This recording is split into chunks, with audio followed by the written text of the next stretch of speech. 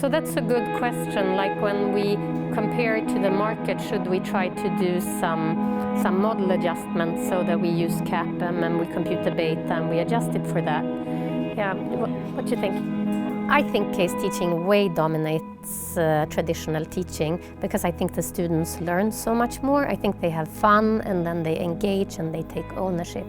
And I think that's extremely important for the outcome. I come from a business school background, and there the teaching is meant to be applied, i.e. students want to learn tools that they can use when they go out to work. So theories are useful only to the extent that they help you figure out how to solve problems, for example. So actually I give my students, I would say, quite a bit of theory and as well as empirical evidence, but I do it in the context of a situation or an issue that we're working with. So in some ways they get the theory more through osmosis. It's not that I stand there and prove the theory, but we discuss the theory and we discuss the applications and the implications it has for the case at question. This has been a long process. So I really started my career in the US at the Tuck School of Business, and I knew then that case teaching and the case method would be very desirable for the students, so I tried that right away. But in the beginning, when I was teaching cases, I wasn't able to make it as interactive. When I'm in the classroom, I don't want to stand behind the desk. I want to be close to the student, close up, face to face. So I teach by asking questions to the students. I ask them questions, and when I get an answer, I try to build on that. Sometimes I draw on the board, sometimes I ask them questions back. But I really try to let them take charge of how the class is moving forward. It's much easier to engage them in the discussion, and it's much easier to understand exactly what they understand and what they have issues with. And that makes it much easier for me too, to meet the students where they need to be met. Oh, I think it's extremely powerful. I think the only way to learn is to be engaged. If you just sit and lean back, you're not going to retain anything. So the big trick, I think, as a teacher is to make the students take ownership of the material and make them make them want to understand better what's going on. It's mandatory attendance. If they want to miss class, they have to let me know in advance, etc. But you know, in a case teaching setting, the learning goes on in the classroom. So if you're not there, you're missing out entirely on the course, and that's why it's so important that the students are there, because that's when they learn. And if they have a schedule so that they can't attend, I think it's better that they take a different type of course. I think I get a highly motivated group of students in the classroom, and that actually makes it more fun for me. And students that are marginally interested, who wants to do other things, they pick other courses. I want the students to come prepared, and I want them to engage. For that reason, I have assigned an unusually large fraction of the grade to the class participation, to the class discussion. Of course, this is to put pressure on them, not only to come prepared, but also to, for many of them, get outside their comfort zone and actually participate.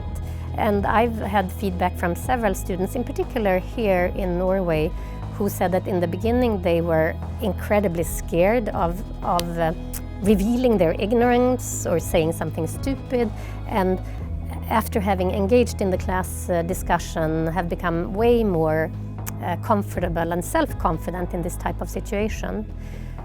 I tell them that to be successful at work, it's not enough to have all these great ideas and smart thoughts unless they can convey them. So I think that part of the training in the classroom is actually to help them be better able to argue for something that they believe when they get in a job situation. I do think that it's really the class discussion that terrifies them more, because they don't have a script. And you know, it's not enough for me that they say something. If I think it's unclear, or if I think it's wrong, I might ask 1 or 2 or 3 follow-up questions, so they might not get off the hook. I also try to cold call students, so I keep track of, as the term progresses, of who has been quite quiet in the classroom discussion, and then I try to approach them by cold calling, or at least making sure that I pull them into the discussion, because it's obvious that once quiet students have started engaging, then they're way more comfortable to continue engaging throughout the term. So it's a big difference after I pull them in. I think part of the learning experience is really to phrase things with your own words. And it's very difficult for all the students to all the time speak in the classroom. I mean, there isn't airtime for that. And that's why it's so important, I think, that the students prepare the cases in groups. There they can all discuss, they can all be very active. And then when they get to the classroom, they're much more comfortable and confident with their comments, and it makes it easier for them to participate. Of course, group work is something that they need to master later in life when they get to a professional setting. So I also think it's important for them to start practice working in groups. 5 years, technology has changed production. Some students are very unwilling to talk at the outset because it scares them. And then I try to make sure that I actually ask students to participate. And once they've been involved in the discussion a little bit, it's much easier for them to continue to be involved. And it's a noticeable difference from the first class to the last class of the term, where there is a ton of hands in the air all the time of people who want to say what they've been thinking about. And it's not only talking, it's also talking academically. I mean, it's also analyzing issues, it's also using the English language, and it's also learning the principles of finance and how to apply them in a real-world setting. Say that again, you got 10,000? 645. 10,000 what?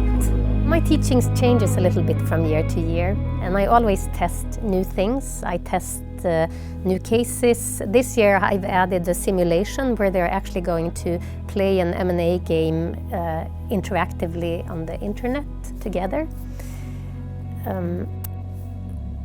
I also sometimes put more structure on the class, sometimes less, and there I go back and forth, and I haven't really decided on what works best, but I improvise a lot in the classroom. In my mind, there is a huge difference between teaching, which is what I do, and learning, which is what the students do.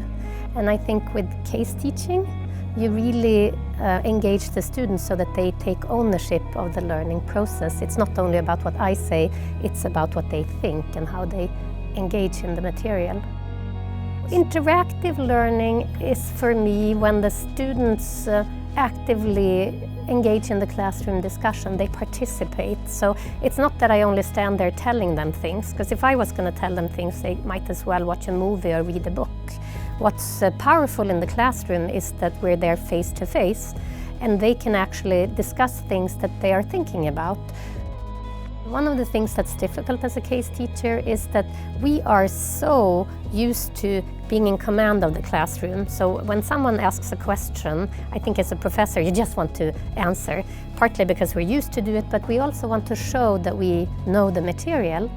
In the case classroom, it's important to allow for it to be quiet for extended periods of time. So if you ask a question and nobody answers, just wait. So I think it's very important to learn to bounce questions, not always to just grab them and respond. That's how you kill the discussion. You need to be more of a facilitator than a teacher.